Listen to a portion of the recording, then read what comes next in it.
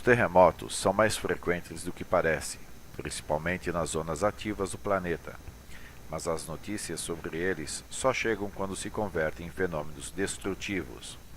São manifestações de dinâmica terrestres que podem provocar grandes catástrofes.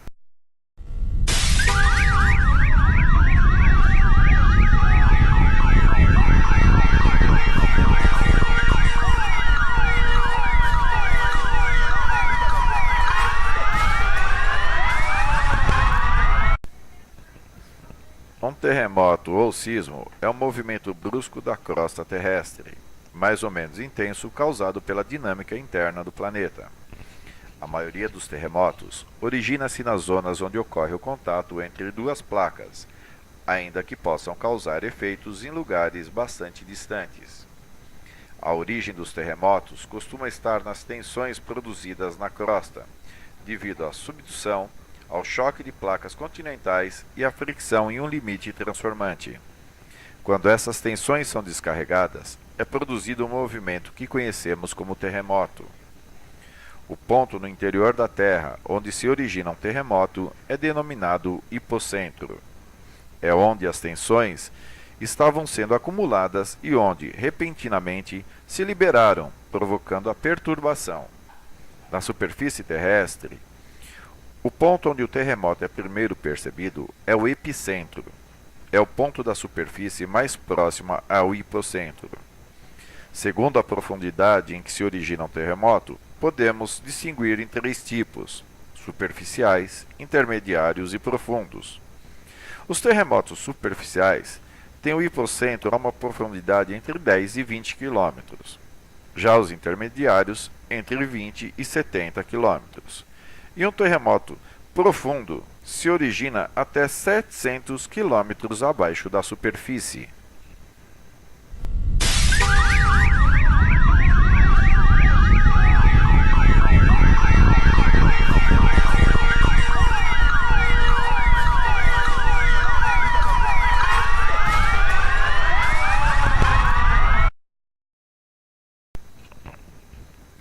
A perturbação que tem origem em um movimento sísmico se propaga pelo interior da Terra em forma de ondas sísmicas. Essas são de diferentes tipos, segundo a forma de transmissão e os efeitos. Para entender esse fato, pode-se imaginar o que acontece quando se provoca uma perturbação na superfície da água em uma bacia.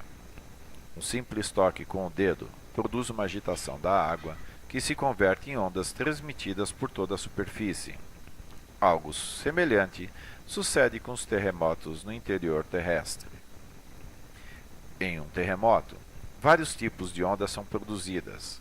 Podemos distinguir as ondas que se transmitem pelo interior da Terra, chamadas ondas primárias e ondas secundárias, e as superficiais. As ondas primárias e secundárias originam-se no hipocentro, já as superficiais no epicentro. As ondas primárias são também conhecidas como longitudinais, porque produzem uma vibração de partículas paralela à direção da propagação da perturbação, ou seja, da mesma forma que acontece em uma mola.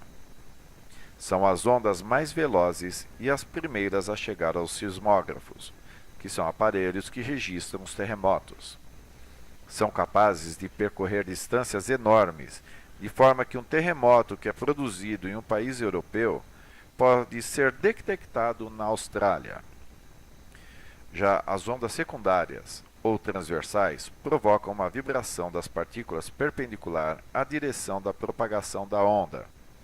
É a mesma vibração que é produzida ao se agitar uma corda com uma das extremidades atada. Essas ondas são mais lentas que as primárias e não são transmitidas por meios fluidos, embora também percorram enormes distâncias. Já as ondas superficiais são as ondas highlight e as ondas love. Os dois tipos são transmitidos pela superfície da Terra e são os que causam as catástrofes associadas aos terremotos.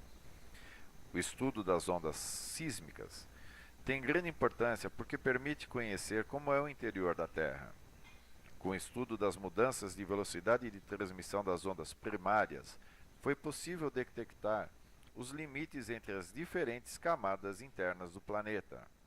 A observação de que a transmissão das ondas secundárias é interrompida a certa profundidade permite deduzir que o núcleo externo é fluido.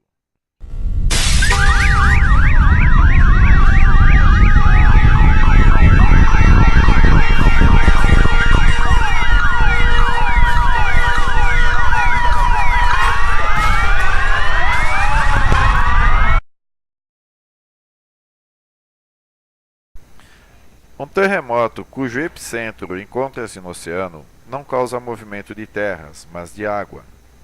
O tremor origina uma importante agitação no oceano, que se traduz na produção de ondas gigantescas. Essas ondas frequentemente afetam as costas asiáticas do Pacífico e por isso recebem o nome japonês de tsunami. O Japão sofreu esse fenômeno inúmeras vezes. Um tsunami se forma, por exemplo, quando o fundo oceânico é subitamente levantado por um terremoto. Esse movimento para cima produz uma grande agitação das águas e origina a série de ondas que configuram o tsunami.